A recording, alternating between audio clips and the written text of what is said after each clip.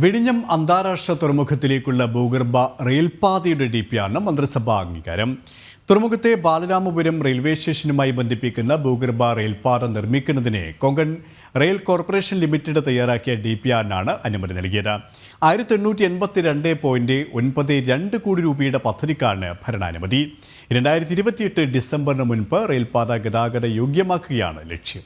വിഴിഞ്ഞം അന്താരാഷ്ട്ര തുറമുഖത്തെ റെയിൽ ശൃംഖലയുമായി ബന്ധിപ്പിക്കുന്ന വിഴിഞ്ഞം ഭൂഗർഭ റെയിൽപാതയുടെ ഡിപിആറിനാണ് മന്ത്രിസഭാ യോഗം അനുമതി നൽകിയത്. കൊങ്കൺ റെയിൽവേ കോർപ്പറേഷനാണ് ഡീറ്റെയിൽഡ് പ്രോജക്ട് റിപ്പോർട്ട് തയ്യാറാക്കി മന്ത്രിസഭാ യോഗത്തിന് നൽകിയത്. വിഴിഞ്ഞം തുറമുഖത്തെ ബാലരാമപുരം റെയിൽവേ സ്റ്റേഷനുമായി ബന്ധിപ്പിക്കുന്നതാണ് വിഴിഞ്ഞം ഭൂഗർഭ റെയിൽപാത. 1492.92 കോടി രൂപയുടെ പദ്ധതിക്കാണ് ഭരണാനുമതി. 2028 ഡിസംബറിന് മുന്നേ റെയിൽപാത ഗതാഗത യോഗ്യമാക്കുകയാണ് ലക്ഷ്യം. കൊങ്കൺ റെയിൽവേ കോർപ്പറേഷൻ തയ്യാറാക്കിയ ഡിപിആറിന് ദക്ഷിണ റെയിൽവേയുടെ അംഗീകാരം 2022 മാർച്ചിൽ തന്നെ ലഭിച്ചിരുന്നു. കേന്ദ്ര പരിസ്ഥിതി മന്ത്രാലയത്തിന്റെ പാരിസ്ഥിതിക അനുമതിയും ഇതിനോടകം ലഭ്യമായിട്ടുണ്ട്. പദ്ധതിയുടെ ഡിപിആറിന് മന്ത്രിസഭാ അംഗീകാരം ലഭിച്ചതോടെ നിർമ്മാണ പ്രവർത്തനങ്ങൾ ഉടൻ ആരംഭിക്കാൻ സാധിക്കുമെന്നാണ് പ്രതീക്ഷിക്കുന്നത്. ജനം, തിരുവനന്തപുരം.